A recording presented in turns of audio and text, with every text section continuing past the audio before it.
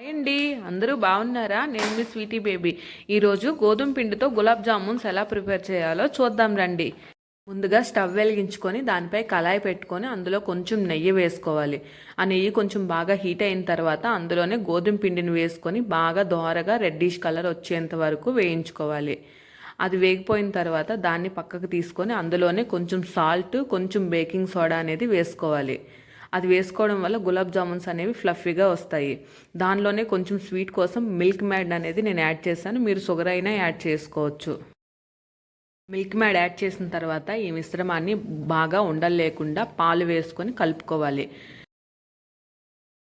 మిశ్రమాన్ని రోటీ ముద్దలా గట్టిగా కలుపుకొని ఒక 5 నుంచి 10 నిమిషాల వరకు పక్కన పెట్టుకోండి. ఈ సమయంలో మనం గులాబ్ జామ్స్ కోసం పాకం అనేది ప్రిపేర్ చేసుకుందాం. ఇప్పుడు కళాయి పెట్టుకొని అందులో కొంచెంగా షుగర్ వేసుకోవాలి. అంటే మన పాకంకి తగ్గట్టుగా షుగర్ వేసుకొని అందులో కొంచెం వాటర్ వేసి ఆ పాకం వస్తుండగానే 3-4 ఇలాచీలను అయితే అందులో వేసుకోండి. స్మెల్ అనేది ఫ్లేవర్ చాలా బాగుంటుంది. ఈ పాకం తయారవుతున్నంతలో మనం 5 నిమిషాలుగా పక్కన పెట్టుకున్న ఆ పిండి ముద్దను తీసుకొని చిన్న చిన్న ఉండలుగా చుట్టుకోవాలి. ఆ ఉండలు అనేవి చూసుకొని చుట్టుకోవాలి, ఎందుకంటే పగిలిపోతే గులాబ్ జామున్స్ అన్నవి బాగా రావు.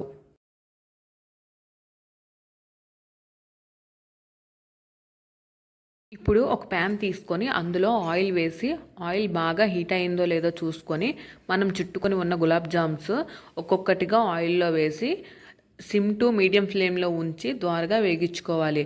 అవి కొంచెం గోల్డెన్ కలర్ వచ్చిన తర్వాత వాటిని తీసి పాకంలో వేసుకోవడమే.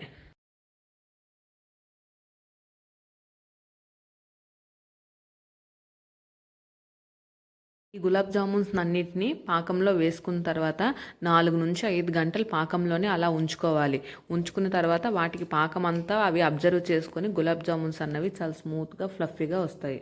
గులాబ్ జామ్స్ జ్యూసీగా చాలా టేస్టీగా వచ్చాయి, బాగా వచ్చాయి. మీరు కూడా ట్రై చేయండి. వీడియో కనుక నచ్చితే లైక్, షేర్ అండ్ సబ్స్క్రైబ్.